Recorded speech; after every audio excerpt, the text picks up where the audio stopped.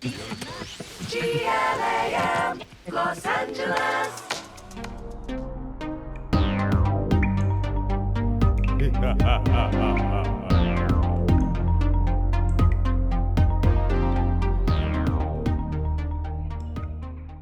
We gotta address something. The elephant in the room. Because you're going to be seeing me go like this a lot. Because I got banged. I got banged this morning. She got banged by Mark Townsend. How was it? Best bang in town. I'm actually jealous, green with envy, because Mark does Dakota Johnson. And if you are a follower of Kirbie Johnson on TikTok, you've likely seen a comment like, wow, you look just like Dakota Johnson, or wow, you look just like Lea Michele season 4 of Glee. And it's because we have the same hair, not because we actually look anything alike. That's a compliment. I'm honored. Do not look like Lea Michele. Do not look like Dakota Johnson. We are completely facially different people. Yeah, you are. 100%. But the bangs and the brunette, yes. Somehow it's like facial blindness. This girl looks like Dakota Johnson. And now you won't be able to tell Kirbie and me apart. I know. Sarah and I are basically identical twins. We're twins. I just made this very confusing. I'm finally medium skin tone. My life dream. But no, he's the best. I feel like I also just learn so much every time I'm in his chair. And he just gave me all of his like secret products that he uses to maintain the bangs. Like Crown Affairs dry shampoo. I still need to try this. I know. It's the best one. Everyone says it's the best. It's the best one. And he's like, especially for bangs. So we need to get that. Okay. He uses a beard comb, like a heated beard comb because I have a cowlick right here. And so he's like, you want it to go a certain direction. And it just like, you can use it without like burning your skin. And it's really tiny. He says that Dakota does her own bangs now for carpets and from film.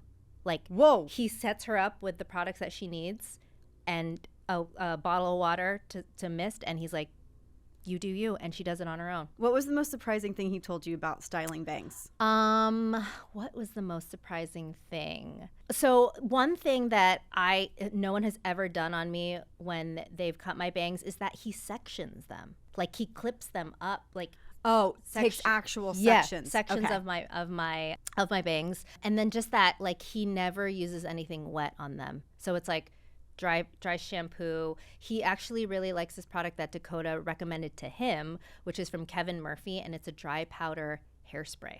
And that's what he likes to use to finish the Kevin Murphy. I know. I haven't used them in a while, but Same. I do love Kevin Murphy. If you come and smell my hair, you'll like feel like nostalgic because it is like it's the Kevin Murphy smell. You also have hair extensions. I also have a little bit of hair extensions. Wow, you really are. Because I morphing into each other. It was we are.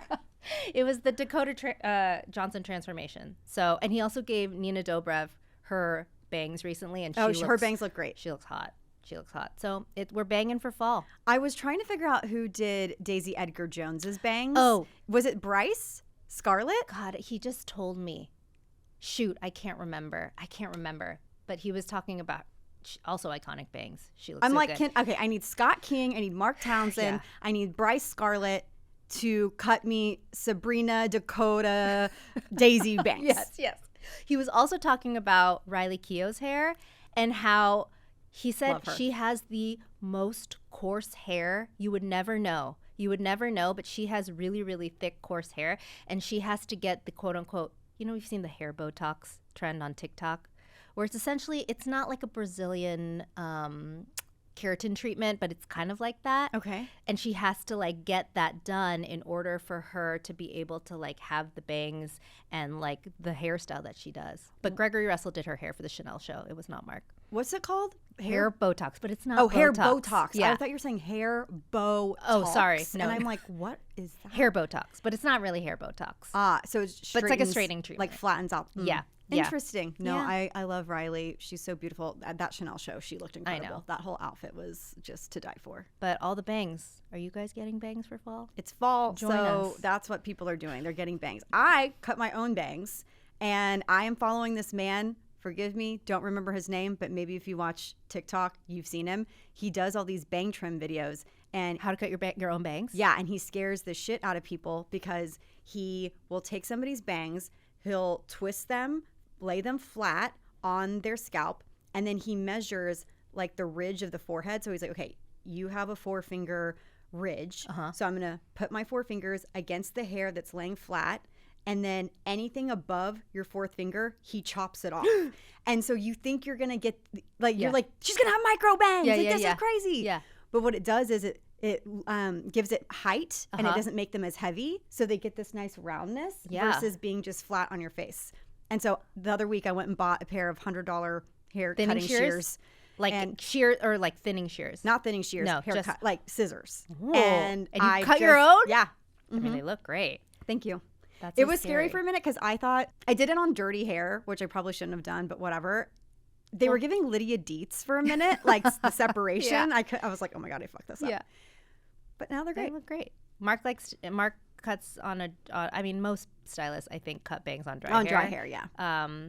They look great. And you'll be seeing me doing this a lot because I'm not used to having the fringe on my forehead. Zoe is so excited. About your bangs? Because she wants me to match her. And I told her, I was like, I'm going to have bangs today. And she's like, I can't wait. So excited. Oh my God, that's so cute. So cute. Love it. Well, I think we have to address something. Yeah, we definitely do. Because I did not know we had a confusing relationship until they said that we did. Yeah. Thank you to the Slack channel. I think I responded with a question mark emoji. Yeah. Like, what are you talking about? Yeah. Apparently on Eyewitness Beauty, fellow beauty podcast hosted by Nick and Annie. She's one of the co-founders of Soft Services, a brand that we love. And Nick has been behind basically all every of our single favorite brand brands you have ever loved in your life. Into the Gloss. Did he help with Glossier? I can't remember actually. Or did he exit before then? Maybe, I think he started at the beginning. Okay. If you're listening to this, Nick, sorry. Sorry. We don't know your resume by heart, but also Necessaire. He just opened a like a med spa? Not a med spa, but like a dermatology. Super chic. Yeah. I don't know where it is. I want to drop by for sure to check it out. Yeah. He's just got such an incredible eye. But they're both. Wasn't Annie at Glossier before Soft Services, or was that? Apologies, Eyewitness Beauty. Annie Craybaum was the executive editor at Glossier. Okay, so that's how she and Nick know each other. And ultimately, I mean, we've talked about Soft Services on this podcast. I love their products. Yeah. I think it's so brilliant. And then really anything Nick does, I'm obsessed with. But they said we have a girl so confusing relationship. And if you don't know what that means, Lorde and Charlie XCX, I guess, have this girl so confusing relationship where they're like similar but different, but competitors but not. And I started laughing and I'm like, why? Why do they think that? And apparently we're the only beauty pod that they haven't done a swap with. Yeah. And I will say this, we don't do a lot of swaps. We don't. Not that we don't want to. We just we're so busy. Scheduling a swap is literally so hard. Scheduling a swap with 4 people's schedules. Mind-numbing. And we don't have anyone helping us do the scheduling, so. Yeah, it's us. Yeah. But we have done Breaking Beauty. Right. Which was one of our very first pod swap. I'm pretty sure every single swap we've done has been in our first year. Yeah. So Fat Mascara. Yep. Fat Mascara was maybe our second year. Yeah. Breaking Beauty, I think, was our first swap ever because they happened to be in LA. Right. We did a swap with a podcast that's no longer on, and we also deleted that episode because I felt strongly that one of the co-hosts was promoting conspiracy theories. Yep. We didn't want association. Who else have we pod swapped with? I've been on Natch Beauty. Did you go on? See, no. Again, with the scheduling. Brooke Devard came on when you were on maternity leave. Yep. So you've been on Naked Beauty. No. No. Oh, she's been on. I've been on. She's been on ours, but we haven't been on hers. Yes. Glams, Girl So Confusing. Yeah, no, literally, Girl So Confusing. Glams, I can't remember other pod swaps that we've actually done. But Smell You Later, that's a podcast. We love Tynan and Sable. We'd love to be on theirs. But it's literally, I mean, Didn't we do for Forever 35? We did Forever 35. I just went back on Forever 35 for the end of Kate's reign. I just did a podcast with Dr. Sheila. She has a new podcast called Dermapproved. She's going to come on and be a guest on our on episode, maybe early next year. But y'all, even getting me and Sarah together in this room is hard enough. No easy feat. Hence why we're going to one episode a week again, just because it's a lot, guys. It's the bandwidth is not there, but we still love doing this, and we need to keep doing this. We're going to deliver. We will. We welcome Nick and Annie on if we can figure out the scheduling. Happily have them on. So and putting that out there. Not confusing. Not confusing at all. No. We respect and salute you too. Mm-hmm. Okay, let's move on to Allure Best of Beauty. Allure recently announced their Best of Beauty for 2024. Which is top tier beauty contest. That's not the right word. Awards. This is the top tier beauty awards. Everybody wants this seal because, and every publicist I talk to that works with a beauty brand says that their brands are often asking, how do I get a Best of Beauty award? It is their top priority, and that is because it is the only seal allowed from an outsider in a Sephora. Oh, I didn't know that. So like Sephora has their seals. Right. But if you see Allure Best of Beauty, Right. that it's a Sephora thing. Yeah. And they've had this partnership forever. Yeah. So for a consumer, seeing this red seal is an identifier of, okay, this has won an award. Yeah, this this is a has good been thing. tried and tested by a bunch of seasoned beauty editors, and there is a reason that there is a red seal on this. Yes, and I learned actually recently how this process works because there's been a lot of content on TikTok about the Best of Beauty Awards and how they felt that certain brands shouldn't have won, or why did they pick a certain brand. And I was like, I'm actually curious about this because a lot of the comments, of course, were incorrect. And they were like, well, you know, brands pay to get these seals. And they're partially right in that when you win, you have to pay to use the seal. If you are going to use the seal on your website, on social media, on the packaging, you have to pay. But there is you're a not licensing. paying to say, hey, give me this award. No. However, I did learn that if you're a brand, and I can't remember if it was for a specific category. I think it was because I was talking to Jenny Bailly on our trip for the Renutrieve. Estee Lauder trip. Yep.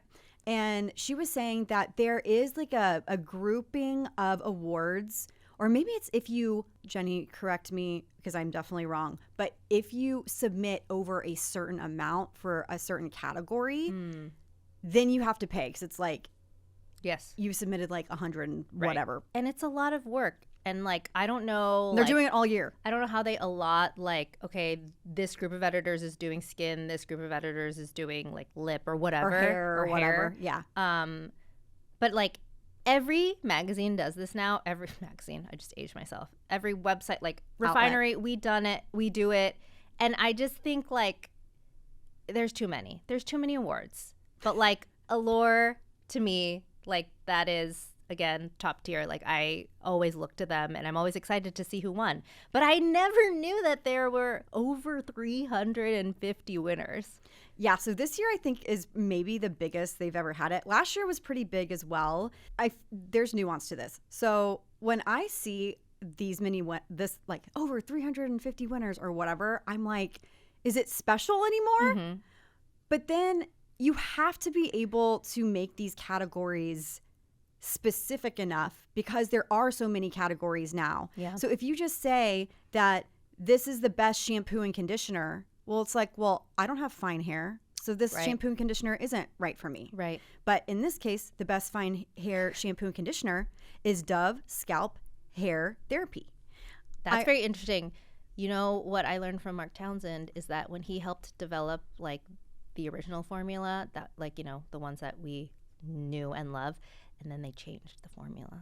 They took out the tapioca starch, and so it was different. So it's different now. But congratulations to them for winning that. Way to go, Dove. Redken, best color treated hair shampoo and conditioner. One of the things I really do appreciate about having this many categories and this many awards is that there are several brands on here that like I have not ever tried. Same. Which is a little bit bonkers, all things considered. And the video that I keep referencing about the Allure Best of Beauty Awards on TikTok, she was complaining, or she was criticizing the fact that Victoria Beckham won this best fragrance. And all the comments were like, oh my God, they should have picked this other Victoria Beckham one, or this one, or this one. And they're like, yeah, and that one's not even new. And I'm like, but that's the point. Yeah. Caudalie Elixir, Beauty Elixir, won Best Mist, Facial Mist this year. And that has been around forever. So I appreciate that it's like, try to unseat them. yeah, like this is always going to be a good one. Or alternatively, like, hey, maybe you've never heard of Ceremonia. Yep. Or you've never heard of Ours. Or I've never heard- Hours. Oh, Mark Townsend was just raving about their mousse and their dry shampoo. The mousse literally just won best hair mousse. All right, well now we have to get that mousse. Sephora surprise. Is it at Sephora? I don't know. We need to go do another Sephora. But look, we have like Crown Affair, best texturizing air dry spray. But then you have like a Nexus. You have an Orenco. Have you ever tried Mark Anthony's hair products before? I've heard of them, but I always think of Mark Anthony and the singer. Totally. But I don't think so. Their True Professional Repair Bond defrizzing smoothing cream one. And like we've talked about Taraji P. Henson's line, TPH, and that brand is incredible. And literally, I love that they have Best Edge Styler, like because that is a category now. Right. This may be what didn't exist as a category 5 to 10 years ago. Yeah. I also have to shout out, because I know how difficult it is, the user experience this year is so great. Like they used to have it in like article form, and that would be really hard to like scroll through.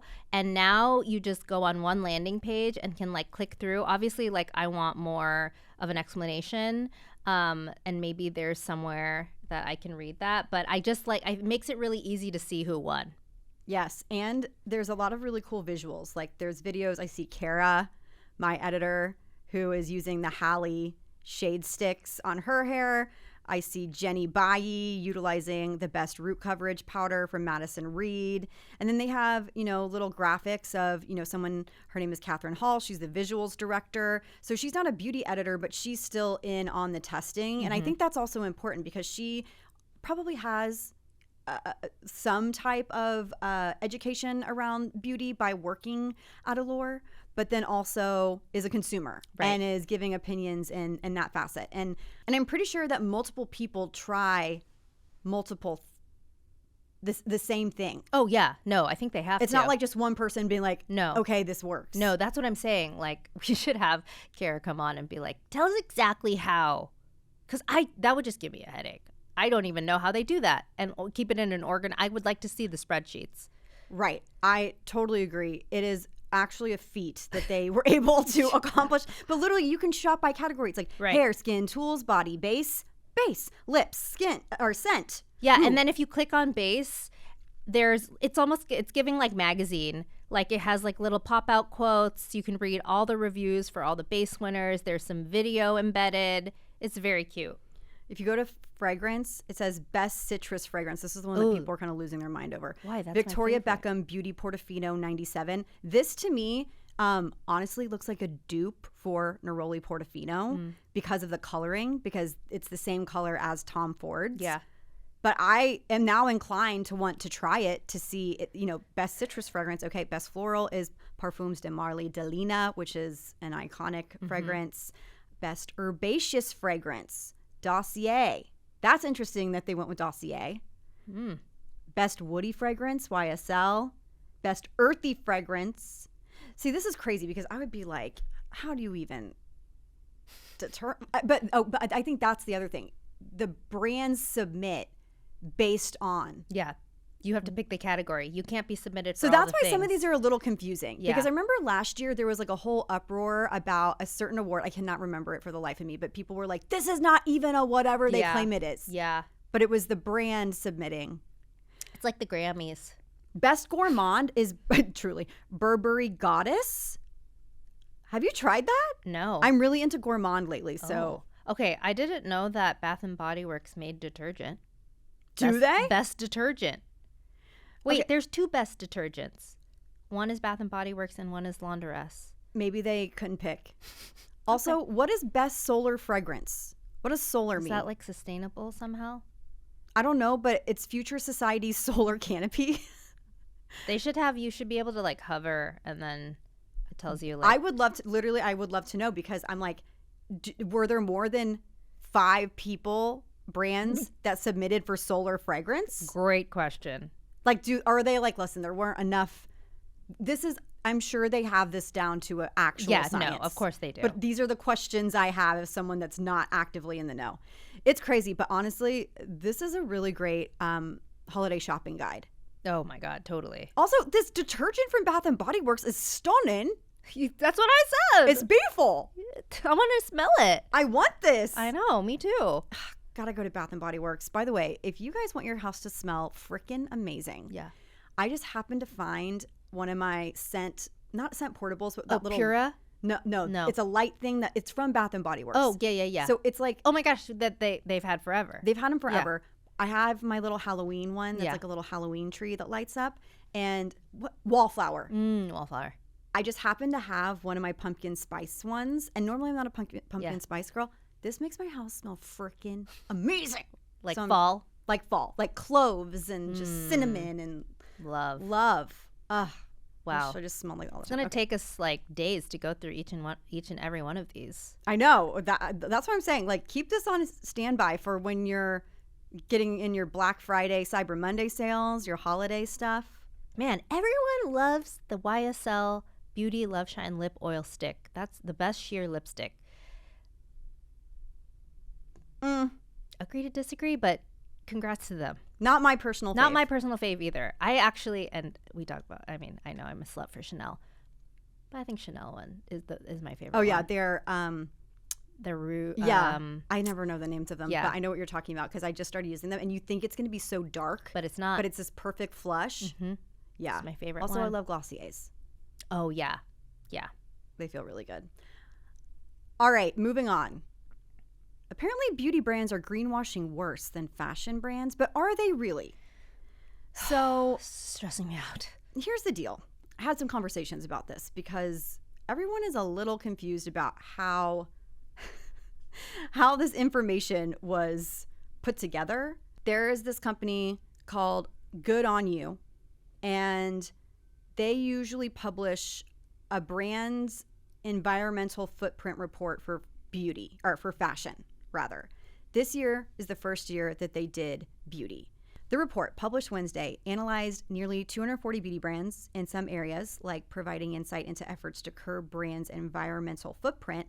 Both the beauty and fashion sector performed equally poorly, the analysis found. But in others, beauty brands tend to be particularly opaque, lagging fashion in providing details about initiatives to provide supply chain transparency and prevent human rights abuses, it concluded. Good On You has ranked more than 6,000 fashion brands' sustainability performance since it was founded in 2015, but this is its first foray into beauty. I believe this was the brand last year that was like Skims is like one of the worst. Oh, God.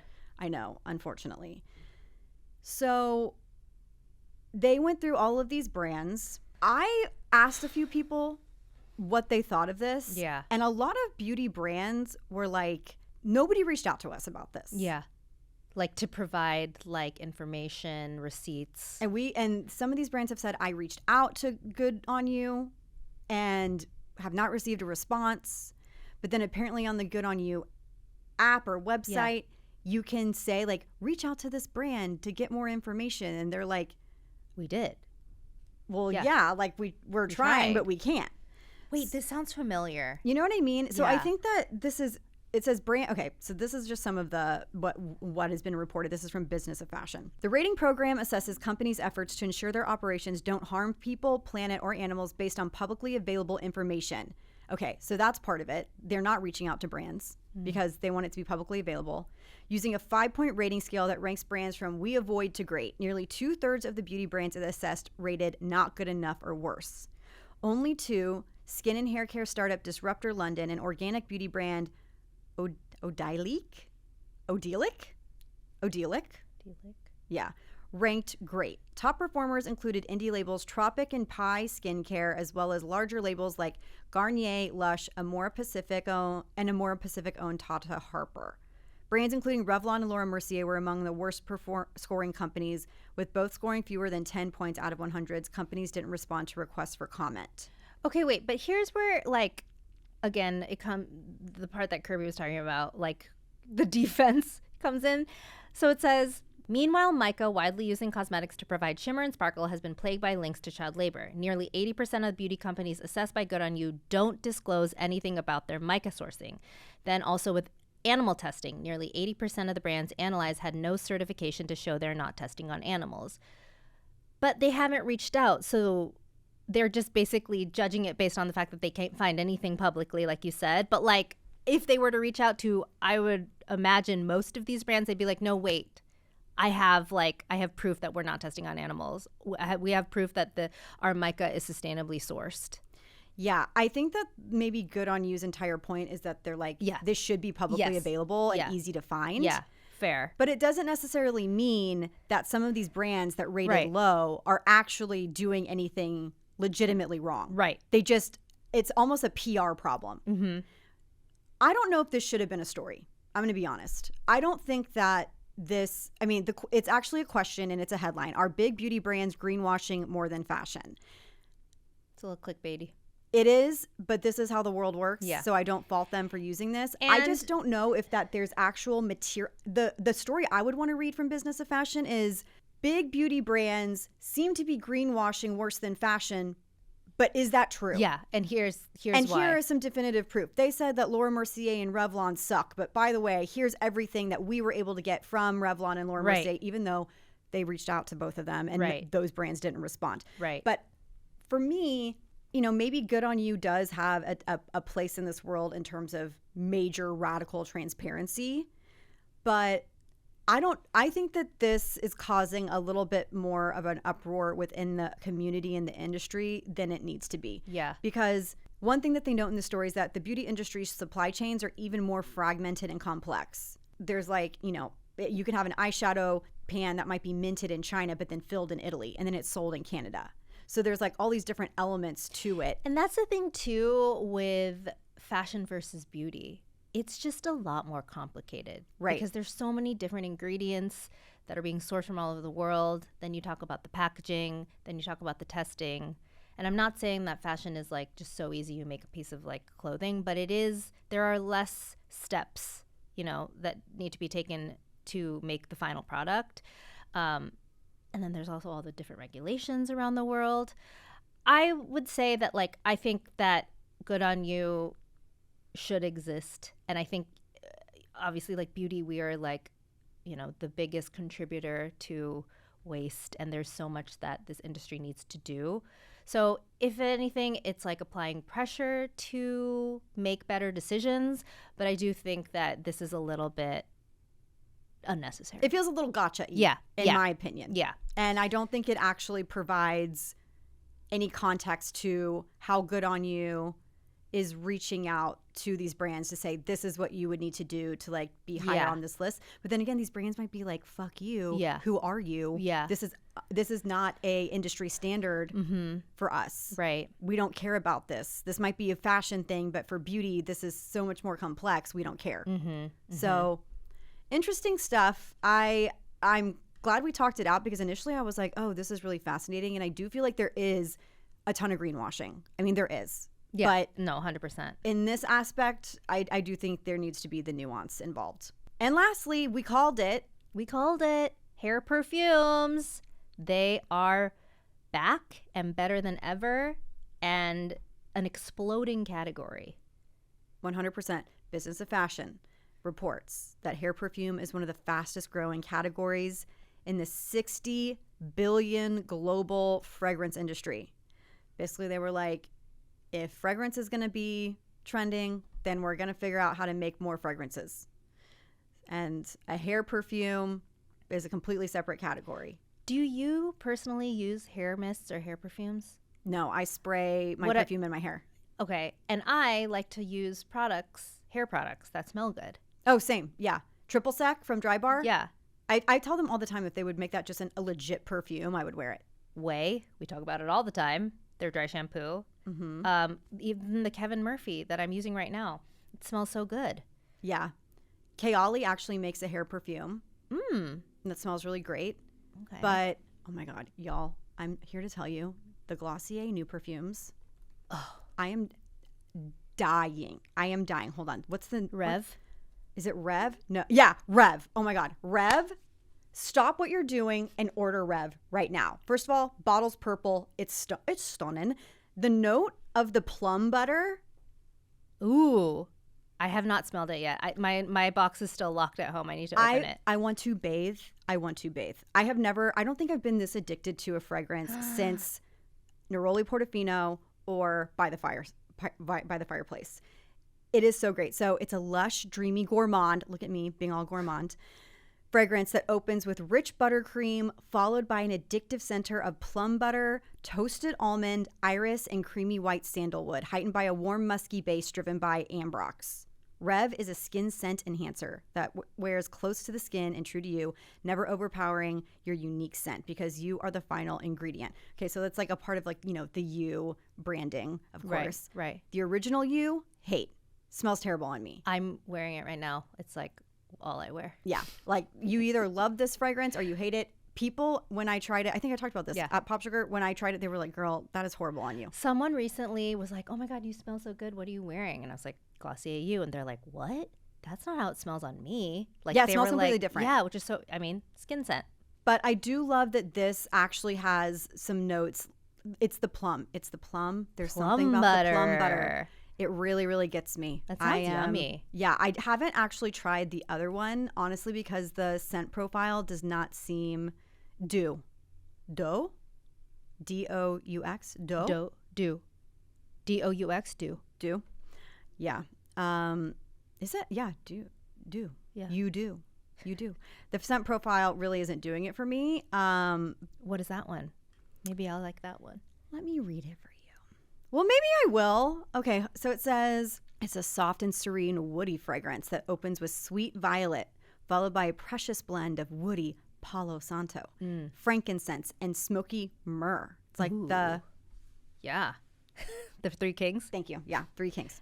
Heightened by a warm, musky base driven by... What's ambrox? Amber? I don't know. I'm definitely saying that incorrectly. Ambrox? Ambrox is a synthetic or naturally occurring ingredient in perfumery that's used to create ambergris. Guys, please forgive me for all of this. Notes. It's hard, French. Literally, I grew up in scents. Texas. We did not learn French. We mostly opted for Spanish. Te amo. Glamgelinos. Me llamo Kirbie. Adios. I'm dying. So we learned Spanish. If I knew I was going to actually get into beauty in the future, okay. I would have studied French, but I didn't. Maybe okay. Duolingo needs to be on my agenda this year. Hey, Emily Paris still doesn't speak French, and I look know how this far girl. You've how been far in there she's come. in 4 years, and you still don't know French. But she leaves Gabrielle a voicemail in French, so she's attempting. She's attempting. She's trying. I respect it. Listen, it's hard. Words are hard. Let's just. But anyways, the bottom line here is okay. So you like Glossier Rev, not a hair mist, but you like to use it in your hair. Sorry, I had to really No, it's okay. And what is the difference between a hair mist and a perfume? It's just a little bit lighter, right? Maybe it's made with stuff that's not like less alcohol so that it doesn't damage your hair. Because I'm like, then Mm-hmm. what's the difference between that and a body mist? We need someone in the fragrance industry to come on this podcast and break down the differences. It's like an eye cream versus like a moisturizer. Because it's like there's an eau de toilette. Yes. Oh my eau God. de parfum. So confusing. Cologne, body mist. Yes. Hair mist. Yes. We know what a solid is. Like what did we like? What's the difference between a cologne and a perfume? A parfum? What's the difference between a cologne and a parfum? I don't know. No, I'm I asking thought you were asking me like, do you know? No, I'm asking you. I don't know. I also don't know between the Glamgelinos know. The Yeah. Slack Yeah, channel, you they know all what are- they're talking about. Come on down. Literally, school us, babes. We'll read it on the next episode. Sarah, What? I just got an email from Bath and Body Works. Are they listening to us? Are they offering their detergent? Literally, it said, hi from my new role at Bath and Body Works. Babes, I am getting that detergent. And I'm going to try it. And I'm going to let y'all know how it goes. Oh, wow. What an amazing, amazing When day. you speak things into existence, manifestation is real. I'm going to find an extremely hot and wealthy husband that has a nice place to live and It's just emotionally wants available. me to be all vibes and no brain cells. Passenger princess. Passenger princess, We didn't even please. talk about Adam Brody, and nobody wants this, but He's so hot. If y'all aren't watching, nobody wants this. Everybody wants this. The hottest rabbi I've ever seen. and Kristen Bell is also so good in it. She is. People People are hating on her and her I think character. I think they write her off. Like, oh, Kristen Bell. This woman has longevity. Veronica Mars, The Good Anna. Place. She's freaking Anna. She's friggin' Anna forever. She's Frozen. freaking Anna. She Gossip Girl, narrator. Gossip Girl. Okay, crazy. That goes crazy. Ah. Forgetting Sarah Marshall, one of the best movies ever. This girl's range is Yes. bonkers, and I thought she worked perfectly for the role. And nobody wants this. It would not be the same without her. And I thought it was great. I loved it. I loved every bit of it. I so was enjoyed juicy. that they were podcast hosts because Same. I Meeting with understood- networks. Yes. Yeah. I was like, this is my life mirrored. Yeah. Essentially. So funny. Wow. So funny. Oh, Adam Brody, come on the pod. Love. And Kristen Bell. I mean, I feel like we've tried. Come on the pod. Please. We need to manifest one thing. And that is, Sarah, we're both looking at the cameras, okay? Cynthia Erivo. And Ariana Grande. We are friends. Not with you two. We would love to be, but we are friends. We have a close, loving bond where we hold each other in our hearts. And we sing with each other all the time. And Cynthia, you are famously a Capricorn. And Ariana is famously a Cancer, our other half. Yep. We need the four of us together in a room so we can collectively hold each other Please. and talk about the incredible beauty transformations you guys did. Could we interview them at the junk? Like, could we Oh my make God. that happen? Warner Brothers. We would knock this out of the park. I'll come up in Elphaba. Like I Yeah. will be, I'll paint myself green. I've already done Glinda. I can do it again. We'll do it. We just need to have, this is going to be the movie of the I year. can't wait. I cannot wait. I will be crying. And I've never seen Wicked. You've never seen Wicked? I've never seen Wicked. It was my entire personality, like my junior year of college. Did you know that Clayton Hawkins has a Wizard of Oz tattoo? He's like a little diehard Yes. Wizard of Oz guy. Yeah. Oh my Yeah. God. He and my mom would be besties. It's my mom's favorite movie. Really? Mhm. Oh my gosh. She cries like watching it. Of It's course she very does. emotional. If you Okay, guys wonder why I so- cry all the time. Let's speak this tunes into existence. We will provide you with hair mists, body mists. Ariana, girl, we know you got a beauty line. Cynthia, your nails are very much nailsing in all Yep. of the promo. So we Yep. just want to talk. We want to talk about the beauty of not only the literal beauty Yeah. of Wicked, but Yes. The The beauty, inner- the friendship, yes. all of it.